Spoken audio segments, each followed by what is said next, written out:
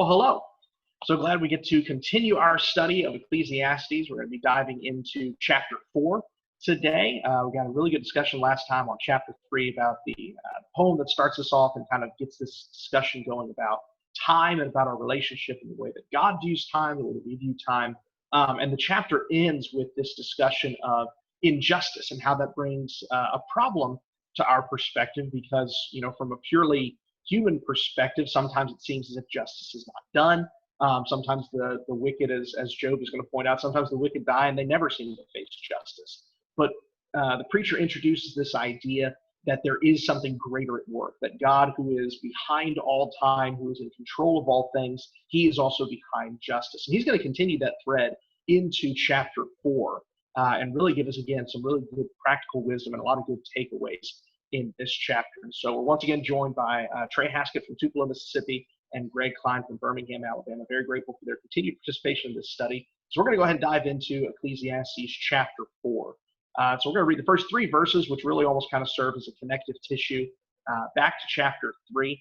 And so in Ecclesiastes chapter 4 and verse 1, the preacher is going to say, "Then I looked again at all the acts of oppression which were done under the sun. And behold, I saw the tears of the oppressed, and that they had no one to comfort them. And on the side of their oppressors was power. They had no one to comfort them. So I congratulated the dead who are already dead, more than the living who are still living. But better off than both of them is the one who has never existed, who has never seen the evil activity that is done under the sun." And so after maybe some uplifting verses in chapter 3 and verse 17 and verse 22, where there's kind of the reassurance that God is still in control, Koheleth almost seems like he does a complete 180, and he comes back to the topic of injustice. He sees that the tears of the oppressed, the weeping of the oppressed, that there's no one to comfort them. And he said, you know what, it's better to be dead than living, and it's even better if you've never been born at all. And this is the type of verse that gives Ecclesiastes this reputation of being a negative book, of being a very pessimistic book.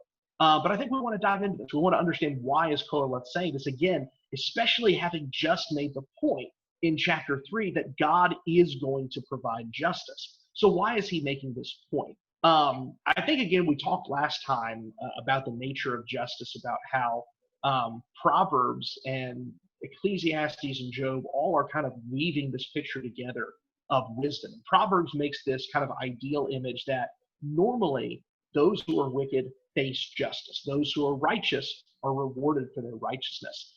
Ecclesiastes introduces us to the idea that in reality that doesn't always happen. There's often a very Hollywood depiction of the evil empire is going to collapse and the rebels are scrappy and they're going to overcome. But in reality, that doesn't always happen. In fact, a lot of times, the good guys don't win. The oppressed stay oppressed, the powerful stay powerful, and it's a very difficult circumstance. It's a very discouraging circumstance in a lot of capacity. I think Koheleth is first off acknowledging the direness of that situation, acknowledging the frustration of that situation of oppression.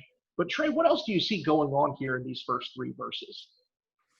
Yeah, we've got that frame there, verses 1 and at the end of verse 3, we're talking about things that happen under the sun. And while the ideal is that justice is going to be meted out and that everything is going to be set to right, as you mentioned, the reality is not that bright at times. And those who are in positions of power stay there and continue to oppress those who are weaker and lowly and don't have as much ability to better their situation. And so one of the things that I think as we consider this, and again, as you mentioned, very, very negative and part of what gives the book of Ecclesiastes its sort of pessimistic tenor, one of the things is to realize that this life isn't where we should be setting our hope. And I shouldn't be looking for everything to be made right in the here and now. I think we talked about this a little bit in our last video. And, as we read verse 3 especially, better is the one who is not, or better than both is he who has not yet been and has not seen the evil deeds that are under the sun. Part of what the preacher is dealing with here is he's looking at this impression. This is something that affects him deeply. This is something that really hurts him as he's considering all of those who are oppressed and afflicted in this life. And I think that says something to us.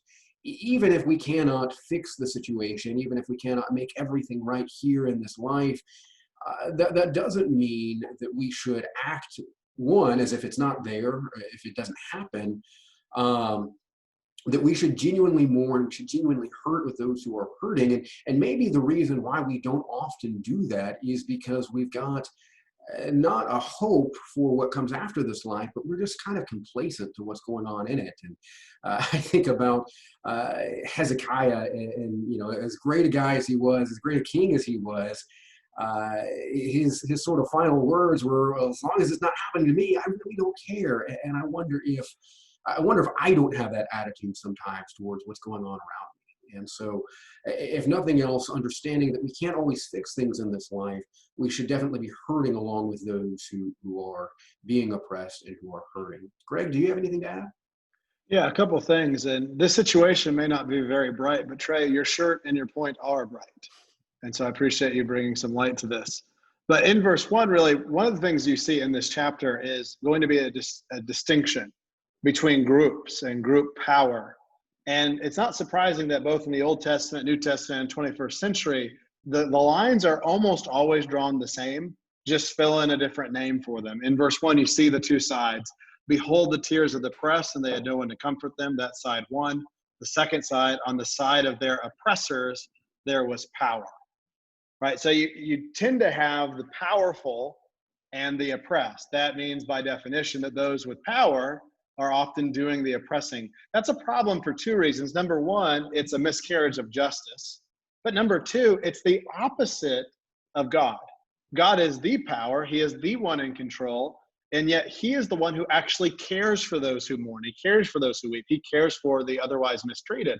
And the problem with that is that we often tend to side with power because of the complacency. I think that was an excellent point, that we just, as long as it's not happening to me, then, it's really not that bad. And what the writer seems to have lost place in is what he said in chapter 3 and verse 17, God will judge.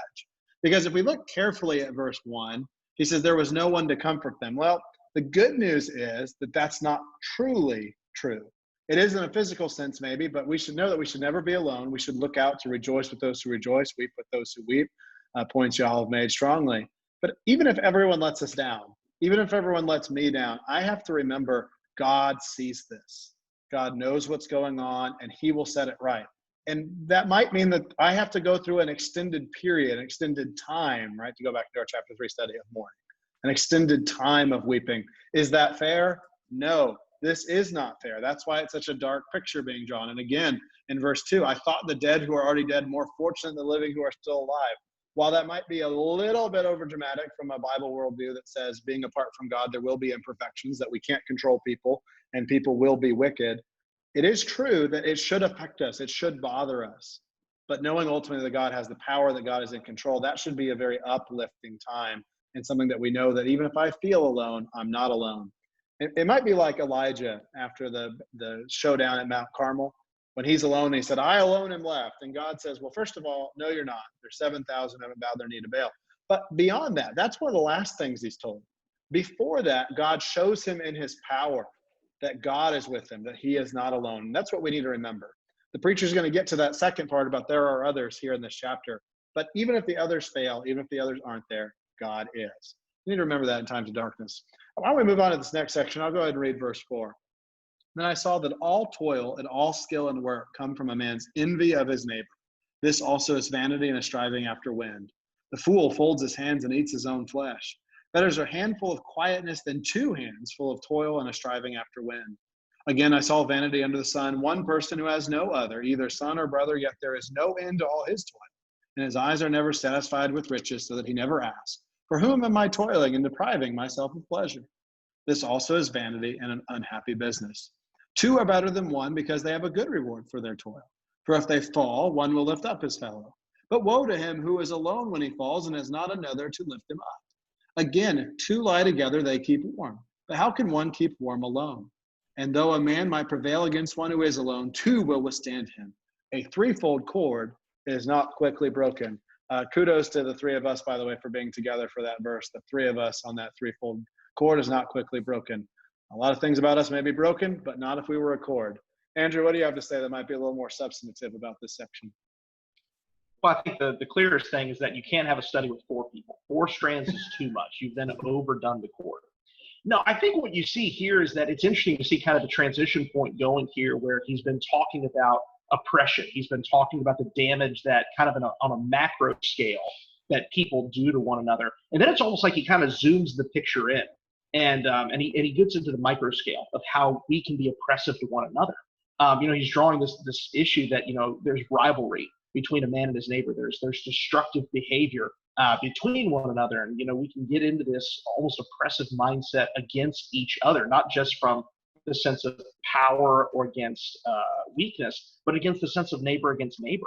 And we're seeing, I think, throughout this entire section, the idea of relationships. And that's really kind of the binding topic between these 3 sections here, 4 through 12, is he's just made the point that from like a purely, world focus, from a purely empirical focus, it would almost be better not to exist. Now, he's made the point in chapter 3 that there are good things in life, that God has given us the gift of enjoyment, and that even if we are, poor, even if we are oppressed, there are opportunities for enjoyment. There are opportunities for good, like Greg has been talking about.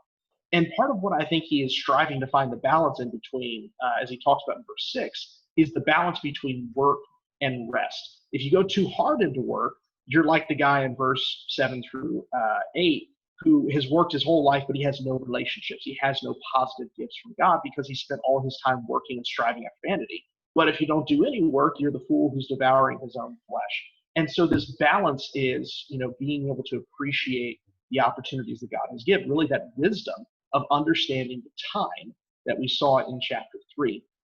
And so I think the preacher is really using this section to show us the importance of balance, to show us the importance of recognizing that, yes, relationships can bring harm. Yes, life can be difficult. Life often is going to be difficult. He's, I think, kind of bracing us for that reality. But the reality of life is that it is oppressive, it is hard, it is alienating. But there are ways to find the benefits, to find the glory that God has for mankind. And part of that is going to be in relationships in their proper context. Trey, what do you see in this section? We're really diving into the rat race here. What is life about? And one of the things that I think we've mentioned kind of as we've gone throughout this study is that really there's 2 perspectives on life that we're seeing.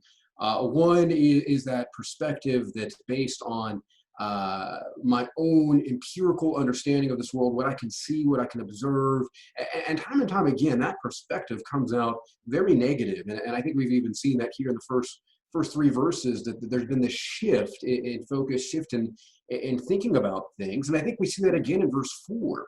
What is our motivation to work? Already we've seen back in chapter 2, our motivation to work is because it's a gift from God and that we get to enjoy the things that he's given us, and we get to rest in the blessings that he has provided for us. And so that is part of why we work. We work in order to rest, in order to delight. But here we see a different motivation for working.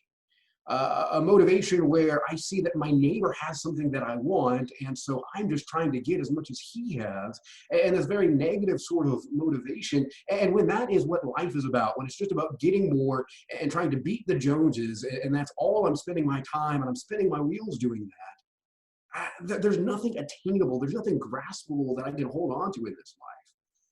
But what I can hold on to is the relationships that I'm in. And so, Andrew, you mentioned how that's sort of the common thread that ties all of this together here in 4 through 12. What do our relationships look like? And how are we working in relation to those relationships? Is our work something that dominates our relationships, something that really doesn't give any breath, any air, any room for those relationships? I know it can be very easy, and it's sort of this, again, American ideal to work as hard as you can and put in hours and put in hours and put in hours, and certainly not saying anything against hard work. I think verse 5 comes back to tell us that. But at the same time, if we're working to the expense of, or working to the detriment of our relationships, just so we can get more, just so we can have more, we're going to be empty. Life is going to seem meaningless. We're not going to be able to grasp or hold on to really anything that we have. And so, he gets into that in verse 8 there. For whom am I toiling and depriving myself of pleasure? this is also vanity and happy business. If I'm just trying to get more, trying to hold on to as much as I have or can get, trying to hoard everything that I have, life is ultimately not going to be pleasant. It's not going to be what God wanted it to be. I think the lie that Satan tells us is that there's not enough. And so I need to take and claw and scratch and get everything that I can. And what God is trying to say to us is work and trust that you're going to have enough and enjoy those things, share those things rather than seeking to, Andrew, you talked about that sort of personal oppression that we commit in our own individual relationships. That certainly has no place. I need to be sharing. I need to be enjoying. That was a long rant, Greg. You have any concise thoughts about any of that?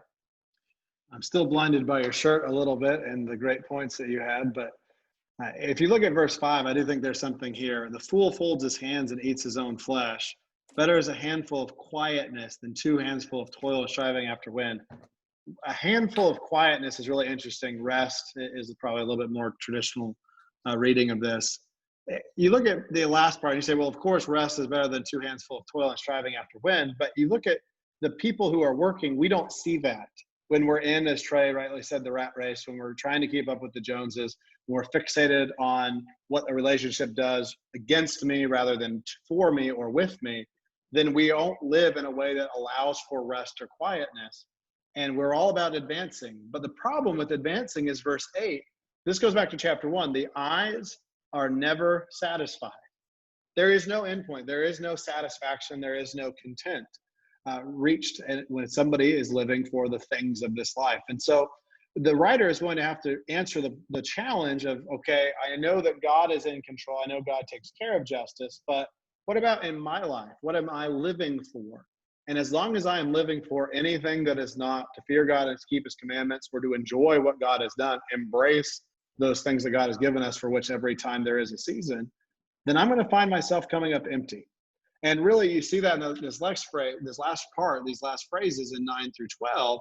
And though a man might prevail against one who is alone, 2 will withstand him. A threefold cord is not quickly broken. When we work together rather than against each other, we can actually stand up. We can make a difference. And I don't know that it's too big of a leap to go from 1 through 3 to verse 12. Remember, who was that negative group? Well, the group causing the problem are those oppressors who had the power. Well, how do you stand up to power? How do you stand up to oppression? There's only one way to do it without power yourself and without God intervening directly. It's to band together. So how do we get through this life when it seems tough, when it seems unfair, when it is rough and it is unfair? You band together. But I have to invest in those relationships. I have to care about others. I have to be willing to see that there is a benefit to people and they're not just obstacles in my path. They're not just creating a problem. I have to see that I need to be with them. And by the way, that means sometimes I have to be the giver. And also sometimes I'm the one who will be able to take help. Now, one thing to add in this section practically, a lot of us tend to be good at being willing to put our hand down to help people, although complacency can set in. This also implies that I will admit there's a time I need to be warmed. There's a time I need some extra firepower with me. That means I have to be willing to put my hand up. And a society where we're putting our hands down and up and taking care of each other is very different than the one painted in the first 3 verses, and certainly is a very big ideological difference between the man who's trying to keep up with the Joneses and is trying to satisfy his eyes, which the writer rightly says will never happen. And so as we go to this last section, there's going to have to be that dichotomy once again drawn. What lasts? What matters? What helps us get there? And Trey, if you wouldn't mind reading 13 through 16, kind of wrap us up here. Absolutely. Verse 13, better was a poor and wise youth than an old and foolish king who no longer knew how to take advice. For he went from prison to the throne, though in his own kingdom he had been born poor. I saw all the living who move about under the sun, along with that youth who was to stand in the king's place. There was no end of all the people, all of whom he led. Yet those who come later will not rejoice in him. Surely this is also vanity and striving after the wind. You know, Greg, you made a connection between verses 1 through 3 and verse 9 through 12 there. Maybe there's also a connection here between 1 through 3 and 13 through 16 as we now look at somebody who's in a position of power And he came from very humble means. He came from a place where he was poor and where he was lowly. And it seems how he got there was by being wise. The sort of traditional view of wisdom, that wisdom is listening to others who have it and recognizing that we don't. That's kind of how he got to this place where he's at. But now that he's there, no longer is he acting wisely. And no longer is anybody rejoicing in him. And I just so I see a little bit of connection there as well. That oftentimes we forget where we've been, we forget where we came from, and that's never a good thing. Never a good thing to forget, especially when we come from humble beginnings and get to a certain place. And now we've got all this pride that we're puffed up with, and I think that's what we're to see in this king, and no longer willing to listen to anyone. Greg, I'm going to toss that back to you. What are the thoughts you have here? Yeah, I think you had a lot of really strong points there. The idea to recognize where we're coming from, to stick with what got you there, but most importantly, to stick with what God says is the formula for happiness, for being content. But also in verse 16, there was no end of all the people, all of whom he led, yet those who come later will not rejoice in him. Surely this also is vanity and striving after wind. Now, I think there's two reasons for them, one contextual and one generic to the book of Ecclesiastes. One reason is a king who doesn't act wisely is going to be quickly forgotten, or at least hated. And that may not be exactly what he's going for, but that would contribute. But even the king, even the most strong, even the most powerful, the legacy isn't something that should define us, that should motivate us, because we are defined by serving God. And so whether you try to find wisdom, whether you try to find a contented nature in material goods, or whether you become a king from a poor background, ultimately that won't last. So if you're living for legacy, enjoy it, because it's going to pass away. We don't have to do too much research to say how many people in our country can even name all of the presidents. And that's the most powerful man in our country on many fronts. And yet we tend to not be able to do that. So as you look at verse 15, though, I saw all the living who move about under the sun, along with that youth who is to stand in the king's place. He does have a recognition, perhaps, of where he was, but he changed. And I think the phrase that comes to mind is absolute power corrupts absolutely. We have to make sure that no matter what side we're on, that it is possible to transfer over. We might start out not having anything and say, well, I'm glad I don't have those problems. And then all of a sudden we're blessed with them. Our wisdom gets us blessed with those things. And all of a sudden we become poor stewards. That's a problem. And so what should have been the champion advocate of the poor seemingly rejected that notion and became the standard king, the king who knew not wisdom, who didn't seem to care, and who would not be remembered. That's a terrible fate for someone who has such a wonderful story. This is powerful, to come from poor and to be a youth, to go into the be king in his old age. Should have had everything, and instead seemingly had nothing. Andrew, what do you see here? I know that you probably can name a couple of the presidents at least. At least one or two, depending on the day and the mood I'm in. Yeah, I think you see with these verses, I think you guys have both hit some really good points here. I do think you see a lot of connection between verse 1 and 3 and the story of this king who started off poor and has become powerful. You know, it's interesting. These are common tropes in wisdom literature. The idea that wisdom is typically portrayed as the reign of the old. It's typically portrayed as, you know, that kingly attribute, and typically youth and poverty are signs of the foolish. And yet you almost have a reversal here of that typical trope. And I think he's kind of calling attention to the important aspect of this is the wisdom. The important aspect of this is avoiding folly. And I think it's telling that in the preacher's telling that the oppressed have become the oppressors. And you see that throughout history, that those who have stood up for oppression, those who have stood up for the weak, once they overthrow the old order, so many times they're the ones who end up becoming the new oppressors. And so you see even in the history of Israel, you know, they overthrew the Amorites and the Canaanites, these wicked people, and they essentially became the new Canaan. They became the wicked people that they had overthrown. And I think the only way that you avoid that is by maintaining wisdom. And I think that's a big point in these couple of verses, is that it is critical to understand that wisdom is a constant choice. It's not wisdom is something you choose once when you're young and then it naturally follows you the rest of your life. You can fall out of wisdom. You can fall away from wisdom. And so I think part of what the preacher is encouraging us is that wisdom has to be something that you are continually choosing. And I think particularly the point that he's making is that wisdom and the activities that you are doing now, that's going to be, as Greg said, more important than a legacy, because he kind of comes back to an earlier thing he's talked about. People aren't going to remember you. Even as a king, how many of us can name, make it even further back, how many of us can name the King of England, and the King of England who led up to the Revolutionary War, who, why, William and Mary led to different things, and all these different things. And so there's so many powerful people who, in their day and age, they were, the kings of the universe, and yet none of us know their names. And so really what's going to matter is those things that are not Havel, those things that are not vanity. And so far, what Koheleth has really established is that what's truly maintaining is one, God, and two, proper relationships with God, with ourselves, and with those around us. And so kind of wrapping these things up, I think we see a lot of practical application here in chapter 4. And again, with kind of this mindset that's introduced to us in verse 1 through 3, I think what we see really emphasized is the importance of wisdom, and in particular the importance of wisdom in how we treat others and how we react to the world around us. There are always going to be those above us who may be oppressive. There are always going to be those below us who are being oppressed.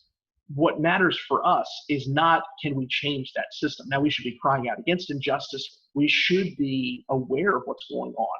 But one of the things that I'm always reminded of is Jeremiah the prophet, who's told by God, you're going to go cry out against the injustice, and nobody's going to listen to you, and nobody's going to change, and they're all going to be carried off into exile. But your job is you go stay true to the word that God has given you. And that's kind of the task we find ourselves, and I think that's what Ecclesiastes 4 talks about, is that all we can control is ourselves. All we can control is what we choose to do with wisdom. I think that's what Ecclesiastes preacher is trying to get us to. Trey, what do you see as far as application goes here? So I want to share this. This actually isn't my application. There is a group of a few of the members here that we engage in this daily discussion of whatever it is that we've read for our daily Bible reading. We call it our Northeast Daily Manna. And one of the persons involved in this was reading through Ecclesiastes, and they had this observation. She said that I'm struck by the emptiness of unshared lives. How often I take for granted my house being full of lively, talkative people. And I've even been annoyed by this on occasion. And, that struck me, being in a house, and Andrew, I'm sure you can relate to this. Greg, I know you've got a cat or two that may be making some noise at some times, but all the kids running around, all the things going on, it can be very easy just to want some quietness and to want some space. I certainly know I've been in that boat. But turn that around and think about, I've got all of these people in my house. I've got all of these people that I'm surrounded with. I've got all of these, perpetual conversation partners looking to me for wisdom and for guidance, and, whatever modicum of that I have to give. That is a blessing. It is a blessing to be with other people. And how often do we take that for granted?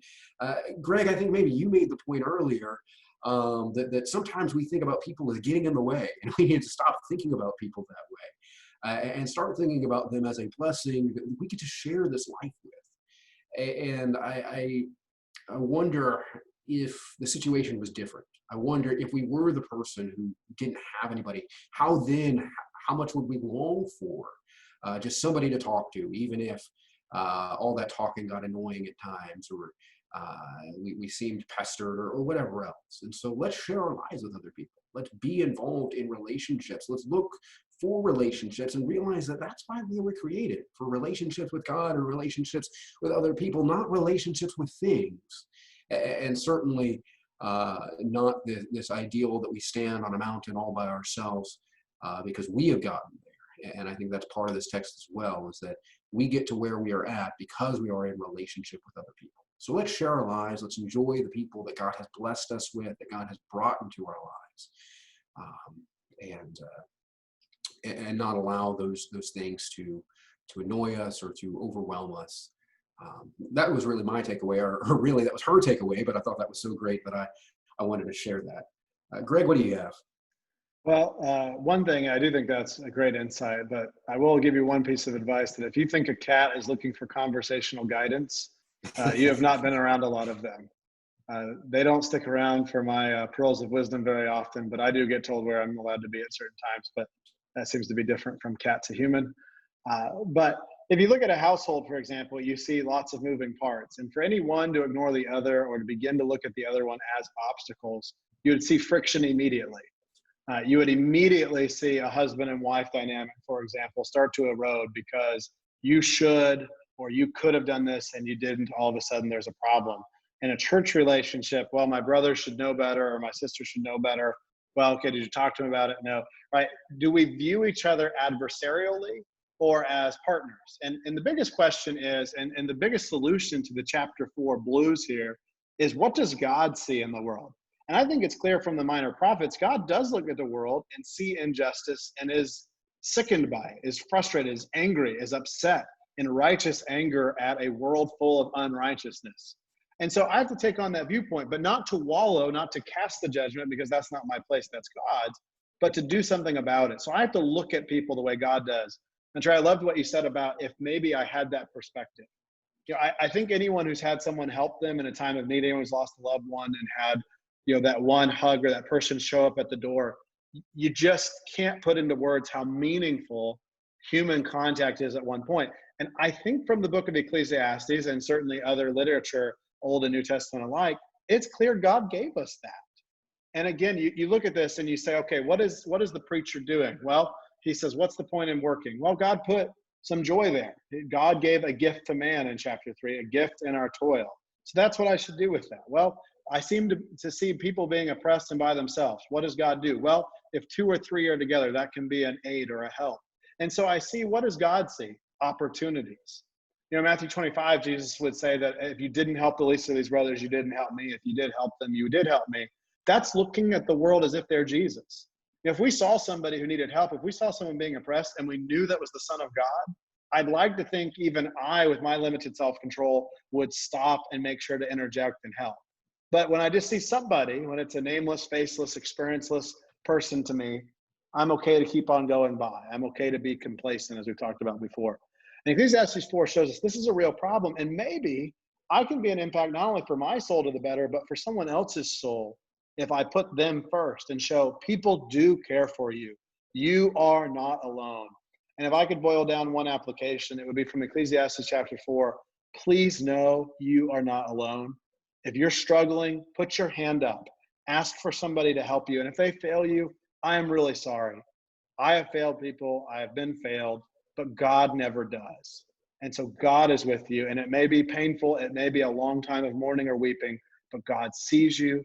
God cares for you. Trust in him. And may we try to look at others the way he does.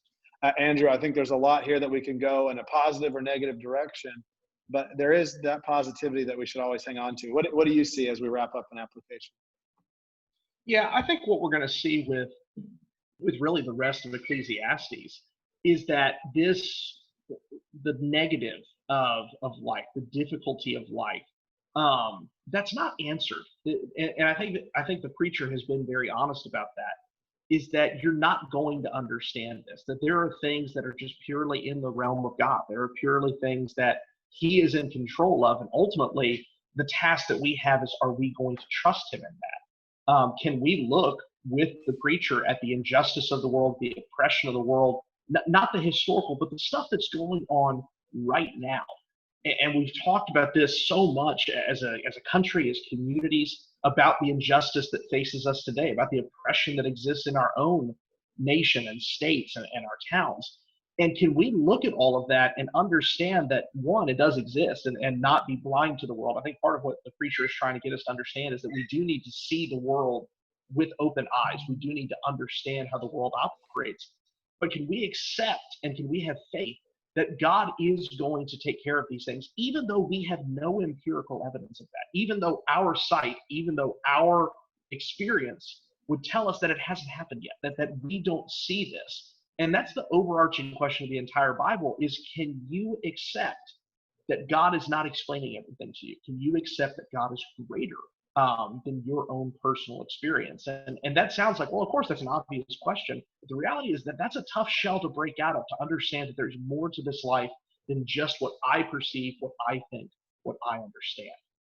And that's really what we're going to continue to discuss in Ecclesiastes, is going to be that tension between our evidence and our understanding and the faith that is required to God. And that's going to be something that's really going to be hit on in chapter 5, where the author is going to really expand this discussion and really start honing in on the relationship between man and between God, and how that is supposed to play out, and how that's going to impact some of the topics of justice and wealth and money and different things, how that relationship is dictated by that. So, Lord willing, we'll be releasing the next video in Ecclesiastes 5, chapter 5, hopefully next week. Plan is Tuesday on that. But we will continue to have these discussions. We are so thankful, again, for both Trey and Greg joining on this. This has been a blessing of a study so far. We hope to continue these things. We appreciate so much you in watching these things and participating. And we hope that we can continue to serve God in all that we do, and that we honor his intent as we do this study. Thank you so much, and we will see you next time.